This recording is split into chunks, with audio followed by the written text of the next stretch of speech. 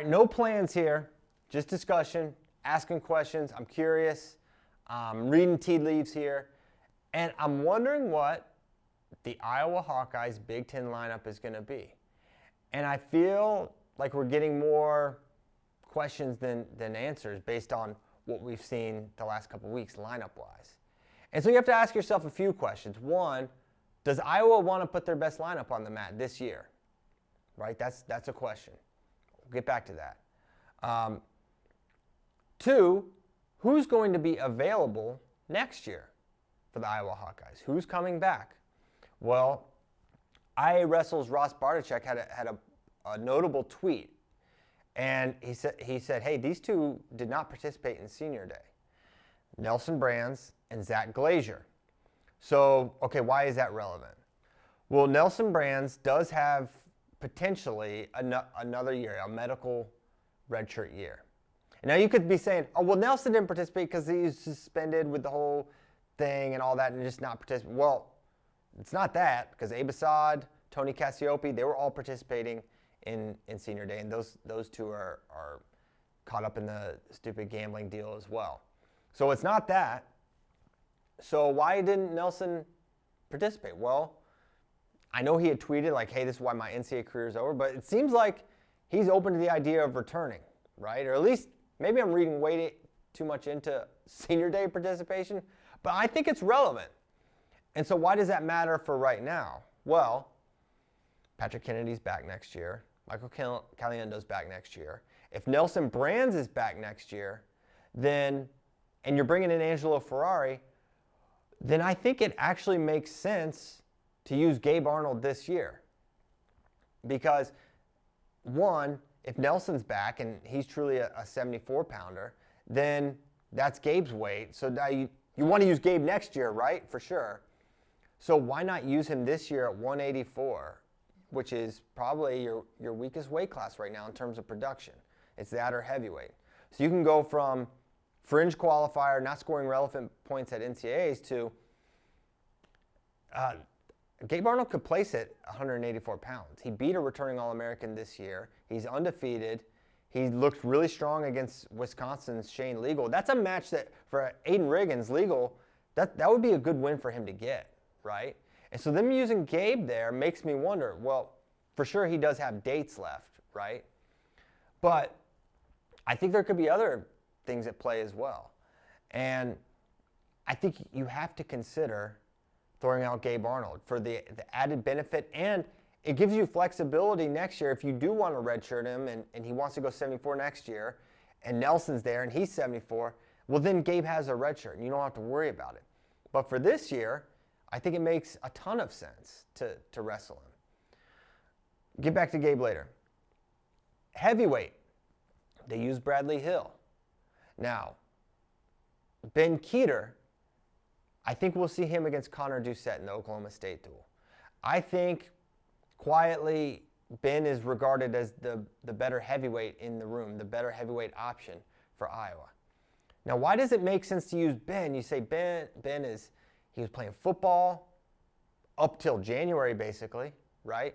He's undersized. He's just a true freshman. Why not save him? And I say, what are we saving him for? What is Iowa saving him for? Because this is a guy with NFL aspirations.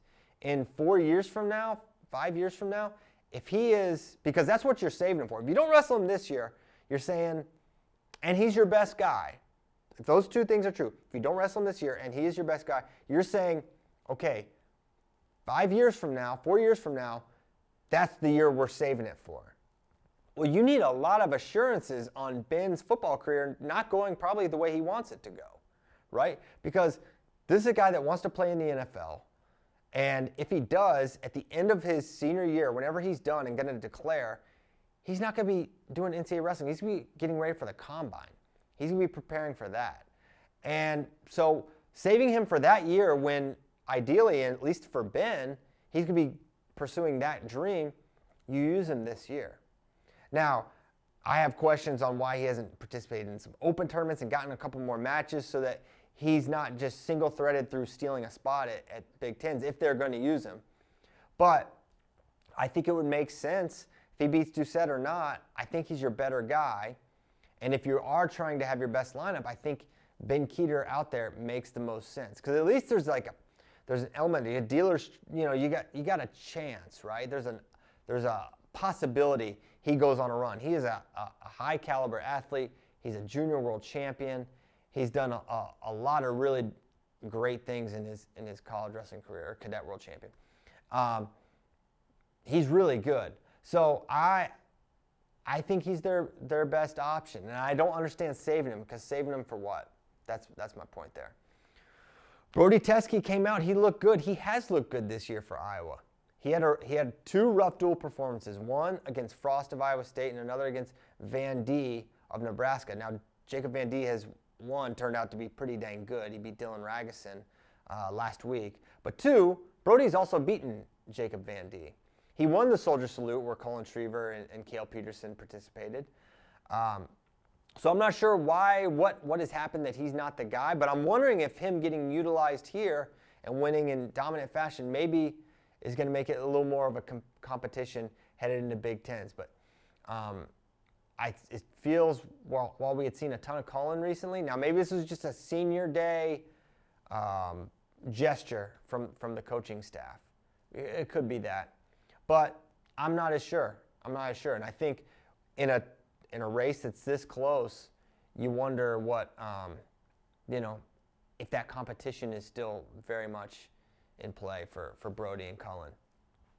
So those are my questions. What is Iowa going to push their chips in the middle of the table for this year? I think Gabe Arnold's their best 84-pounder. I think he's their best 74-pounder as well. But you've got a great option there with Patrick Kennedy. He beat Edmund Ruth, right? So Gabe Arnold, he looks like a guy that he could be really good at both weights. I think he might have wrestled almost as many matches at 84 as he has at 74.